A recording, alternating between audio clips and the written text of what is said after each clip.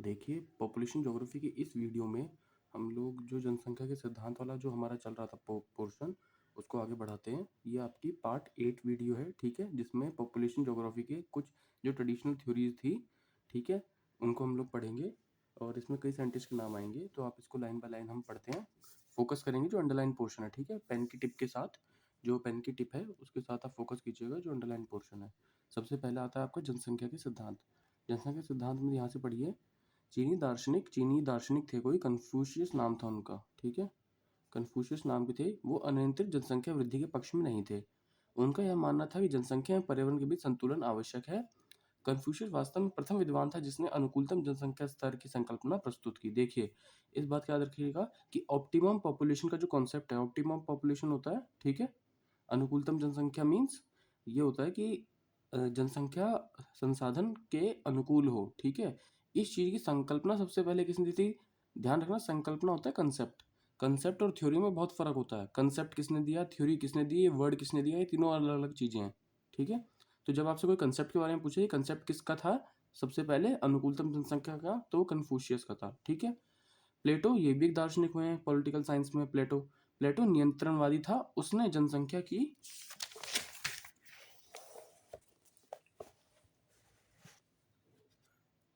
सुनिश्चित सीमा के संबंध में अपना विचार प्रस्तुत किया। सुनिश्चित सीमा के संबंध में मतलब कि एक निश्चित सीमा होनी चाहिए, ठीक है, जनसंख्या के बारे में, उसमें अपना विचार प्रस्तुत किया। यद्यपि जनसंख्या संसाधन संबंध पर विचार का इतिहास प्लेटो के समय से ही प्रारंभ हुआ था। ये इतना इंपॉर्टेंट नहीं है, ठीक है ना? प्लेटो की बात इतनी इंपॉर्टेंट है, बस आपके लिए क्या है वो मैं अब आपको बताता हूँ। वो कन्फ्यूशियस वाला पॉइंट इंपॉर्टेंट है, तो उसको आप याद रखिएगा। परंतु माल्थस प्रथम विद्वान थे जिन्होंने इस विषय पर व्यवस्थित विचार किया। यानी सबसे इंपॉर्टेंट कौन हुए आपके? माल्थस हुए, ठीक है? माल्थस ने जनसंख्या के सिद्धांतों को दो भागों में विभाजित, मतलब जनसंख्या के जो सिद्धांत हैं उनको दो भागों में विभाजित किया जा सकता है। पहला होता है आपका प्राकृतिक आधार पर, नेचुरल बेस पर। दूसरा होता है आपका सोसाइटल बेस पर, यानी सामाजिक आधार पर, ठीक है? तो जो जनसंख्या के सिद्धांत हैं वो दो वर्गों में विभाजित हैं। पहला प्राकृतिक आधार, दूसरा सामाजिक आधार, ठीक है? प्राकृतिक आधार पर आधारित जनसंख्या सिद्धांत का प्रतिपादन करने वाले प्रथम विद्वान थे माल्थस। ये बहुत इंपॉर्टेंट लाइन है कि नेचुरल बेस पर जो पॉपुलेशन की थ्योरीज दी थी वो किसने दी थी? सबसे पहले माल्थस ने।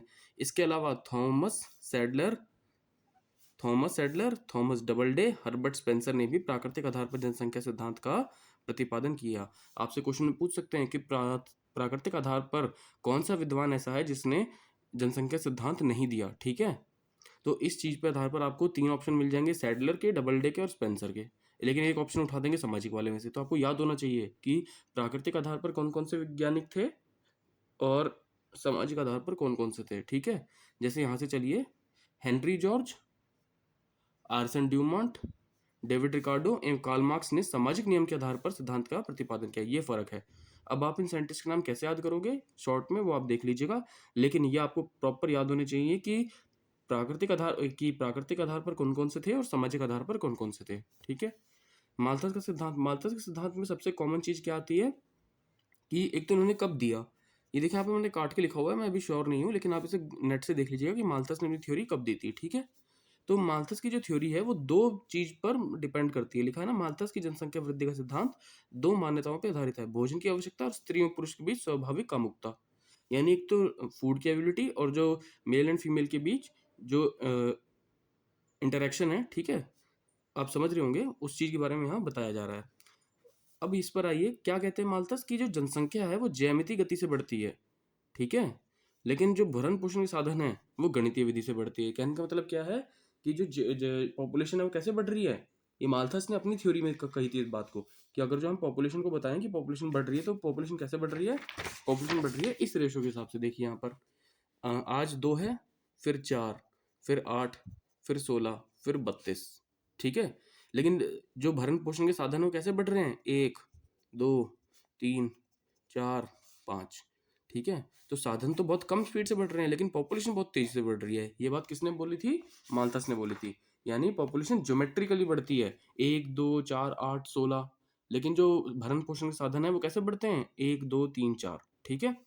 यदि उपरोक्त वृद्धि दर को जारी रहे तो 200 वर्ष में जनसंख्या में 256 गुना वृद्धि होगी, जबकि भरण पोषण के साधन में मात्र 9 गुना वृद्धि होगी। देख लीजिए आप कितना अंतर आ रहा है कि माल्थस कहते हैं अगर जो ऐसे ही हाल रहा तो 200 सालों में, ठीक है? ये आपको पता है, ये वाली बात पूछी हुई है कि कितने सालों में माल्थस ने बोला कि 256 गुना बढ़ जाएगी जनसंख्या और संसाधन 9 गुना बस।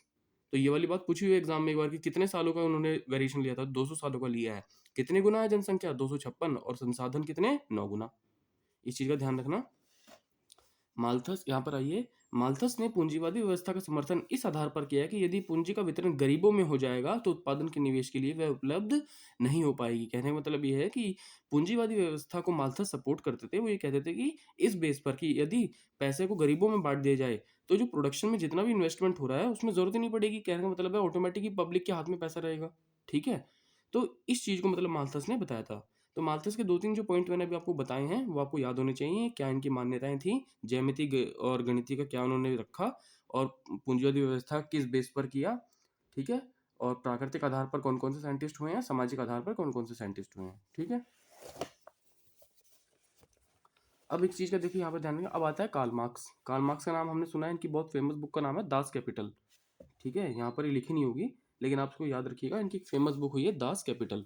आगे लिखा है सामाजिक आधार पर। कार्ल मार्क्स किसके सपोर्टर हैं? सामाजिक आधार पर जनसंख्या को जिन्होंने बताया है। ठीक है, तो कार्ल मार्क्स ने अपने साम्यवादी सिद्धांत, साम्यवादी सिद्धांत मीन्स कौन सा होता है? कम्युनिस्ट। ठीक है, साम्यवादी सिद्धांत को प्रतिपादन में जनसंख्या वृद्धि संबंध में अपना विचार प्रस्तुत किया। तो आपको याद रखना है कि इनका सिद्धांत किस पे बेस था? साम्यवादी सोच के ऊपर। ठीक है, उनका यह मानना था कि समाज धनी और निर्धन में विभाजित है। धनी वर्ग पूंजी संचय करता है जबकि गरीब वर्ग तीव्र जनसंख्या वृद्धि के माध्यम से श्रम संचय करते हैं, क्योंकि गरीब वर्ग के लिए श्रम ही संपत्ति है। क्या मतलब है इस बात का? देखिए यहाँ तक तो समझ में आ गया होगा कि धनी वर्ग पूंजी संचय करते हैं, यानी जो रिच लोग हैं वो क्या करते हैं? एक दो बच्चा किया, बाकी हमें प्रॉपर्टी जोड़नी है ताकि हम इसको अच्छे से अच्छे लाइफस्टाइल दे सकें। लेकिन जो गरीब वर्ग होता है, गरीब वर्ग मीन्स जो बहुत मतलब पुअर है या एवरेज या उससे थोड़े नीचे हैं, वो उनका क्या होता है? उनके माइंडसेट कि बच्चे ज्यादा होने चाहिए। बच्चे ज्यादा होने से वो क्या सोचेंगे कि श्रम संचय, लेबर ज्यादा बन रही है। लेबर एक काम करने वाली लेबर नहीं, लेबर मीन्स कि कमा के ज्यादा लेके आएंगे ये लोग। गरीब वर्ग के वाले की ये सोच होती है कि जितने ज्यादा बच्चे होंगे उतना ज्यादा श्रम का संचय होगा, लेबर उतनी ज्यादा बनेगी, लेबर ज्यादा बनेगी तो उतनी ज्यादा पास पैसा कमा के आएगा। इसीलिए ज्यादा बच्चे होना कोई अच्छी बात नहीं मानी जाती। ये बात मानी जाती है कि आप देश के संसाधनों पर, देश के जितने भी रिसोर्सेज हैं उन पर आप कहीं ना कहीं प्रेशर डाल रहे हो। ठीक है, आप पूंजी का संचय तो नहीं कर रहे, आप कैपिटल तो नहीं बना रहे, आप तो एक लेबर इकट्ठी किए जा रहे हो बस, कि जितना ज्यादा कमाएंगे उतना पैसा आएगा। तो कहीं ना कहीं वो देश के संसाधनों पर दबाव तो डालते ही हैं। तो ये वाली बात माल्थस कार्ल मार्क्स कहते थे। ठीक है, मार्क्स का यह मानना था कि गरीबी, बेरोजगारी एवं विपत्ति पूंजीवादी व्यवस्था का प्रतिफल है। उनका यह मानना था कि गरीबी, बेरोजगारी और ये सब जो है ये पूंजीवादी व्यवस्था की वजह से है, क्योंकि इस व्यवस्था में सतत अस्थिरता के कारण सभी लोगों को रोजगार नहीं मिल पाता, चाहे जनसंख्या वृद्धि दर कुछ भी हो। उन्होंने यह बताया कि यदि साम्यवादी व्यवस्था का अनुसरण किया जाए तो शोषण, बेरोजगारी और गरीबी से छुटकारा पाया जा सकता है। यानी वो क्या कहते थे कि अगर हमें शोषण से, बेरोजगारी से और गरीबी से छुटकारा पाना है तो कौन सी व्यवस्था लानी पड़ेगी? साम्यवादी व्यवस्था। ठीक है, ये कार्ल मार्क्स कहते थे इस बात को। ठीक है, अब बाकी हम साइंटिस्ट का पढ़ते हैं धीरे धीरे, जो बाकी रह गए हैं। यहाँ से आइए नीचे से। ठीक है, सैडलर। सैडलर क्या कहते थे? सैडलर का यह मानना था कि जनसंख्या, ये आपको पता होना चाहिए, सैडलर प्राकृतिक आधार पर है या सामाजिक आधार पर है। ठीक है, जो मैंने शुरुआत में आपको पढ़ाया है। सैडलर का यह मानना है कि जनसंख्या वृद्धि का प्राकृतिक सिद्धांत माल्थस के जनसंख्या सिद्धांत के ठीक विपरीत है।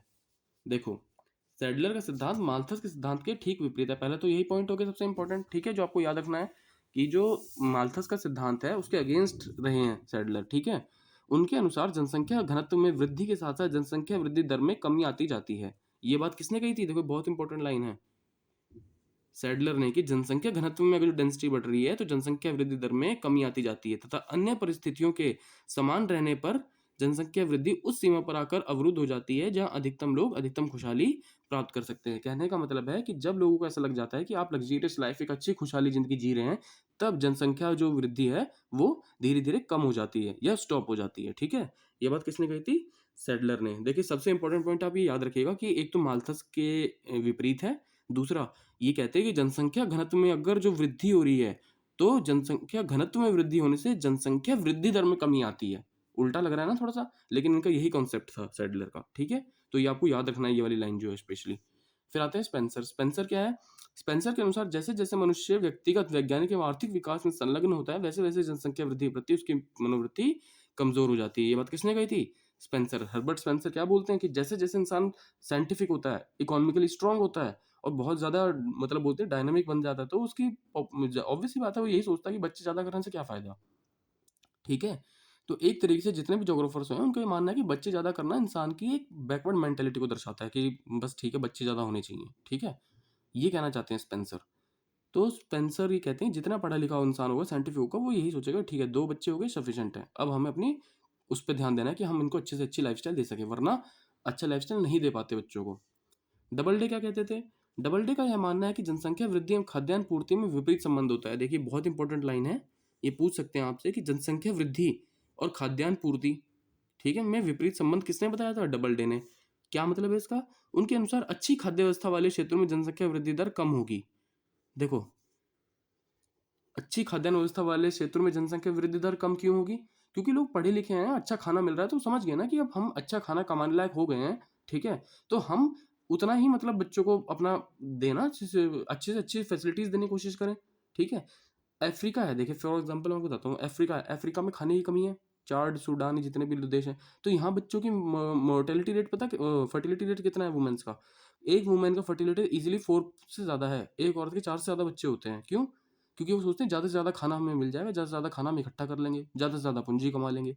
लेकिन जहाँ आपको अच्छी व्यवस्था मिलती है, वहाँ पे इंसान थोड़ा पढ़ा लिखा हो जाता है, इस चीज़ को सोचता है कि अब जब अच्छा मिल रहा है, तो अच्छा जोड़ पाया है सब कुछ, तो अब थोड़ा-सा बच्चों करने पर कम ध्यान दें, जब बल्कि इनके करियर पे ज़्यादा ध्यान दें, ठीक है?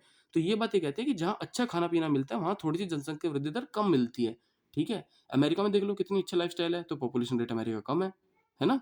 जो जितनी भी डेवलप्ड कंट्रीज़ जितनी भी हैं, वहाँ पर देखो ना सब कुछ होते हुए भी पॉपुलेशन ग्रोथ कम मिलती है। जो अंडर डेवलप्ड कंट्रीज़ होती हैं, वो क्या सोच रखती हैं कि बच्चे ज़्यादा करने हैं, ठीक है, ज़्यादा कमाई होगी, ज़्यादा खाने को व्यवस्था होगी। आगे चलिए, कैस्ट्रो ने डबल डे के इस विचार का समर्थन किया कि यह बतलाया कि उच्च प्रोटीन की मात्रा, देखो कैस्ट्रो का ये बात याद रखना, कैस्ट्रो ने डबल डे के इस विचार का समर्थन करते हुए बताया कि उच्च प्रोटीन की मात्रा का प्रजनन पर विपरीत प्रभाव पड़ता है। अर्थात भोजन में प्रोटीन की मात्रा कम होने पर जनसंख्या वृद्धि तीव्र होती है। कहने का मतलब क्या है?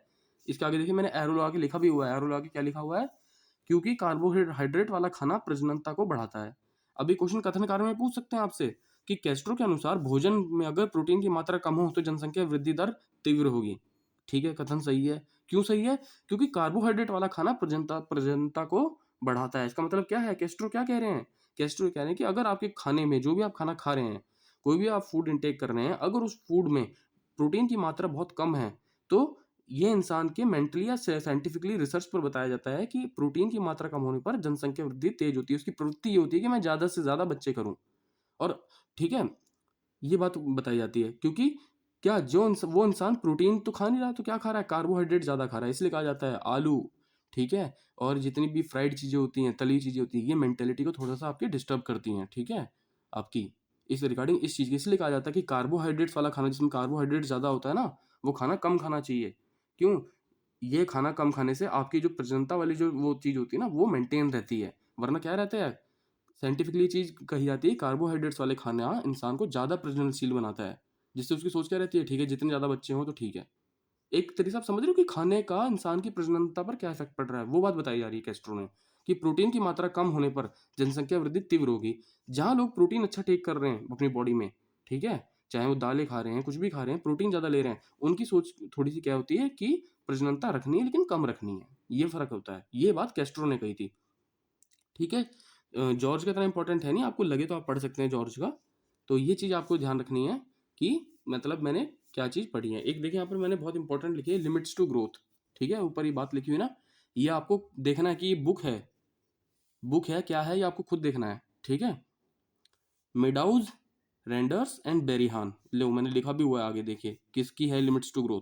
मेडाउज, रेंडर्स एंड बेरिहान, इन्होंने 5 स्टेजेस बताई थी, ठीक है? Population growth, per capita food production, per capital industrial production, natural resources और एनवायरमेंटल पॉल्यूशन। तो ये ऊपर वाला कॉलम आपको खुद देखना है कि लिखा क्या है मैंने, इसका मतलब क्या है? लिमिट्स ऑफ ग्रोथ क्या है? विकास की सीमाएं, ठीक है? ये बहुत फेमस क्वेश्चन है यूजीसी नेट का, पूछते हैं वो क्या है? विकास की सीमाओं से क्या मतलब है? क्या 5 स्टेजेस होती हैं इसमें? कौन है ये 3 साइंटिस्ट जिन्होंने दिए हैं? तो ये आपको खुद पढ़नी है, ठीक है? नहीं समझ में आएगा फिर मैं दोबारा बता दूँगा नेक्स्ट वीडियो में। तो समझ में आया आपको? ये याद रखना है कि प्राकृतिक आधार पर कौन थे, सामाजिक आधार पर कौन थे और कार्ल मार्क्स ने क्या कहा, माल्थस ने क्या कहा, सैडलर क्या कहते हैं, स्पेंसर क्या कहते हैं, डबल डे क्या कहते हैं, ठीक है? इस चीज़ का ध्यान रखना है कि किसने खाद्यान्न पूर्ति के साथ विपरीत संबंध बताया, किसने प्रोटीन को लेकर बताया कि प्रोटीन ज़्यादा प्रजननता लाता है, कम लाता है, कार्बोहाइड्रेट्स का क्या इफ़ेक्ट पड़ता है, ठीक है? और जनसंख्या वृद्धि दर कब बढ़ेगी, कब कम होगी। तो इस चीज़ का आपको थोड़ा सा ध्यान रखना है, ठीक है। अब हम फिर नेक्स्ट वीडियो पे बात करेंगे।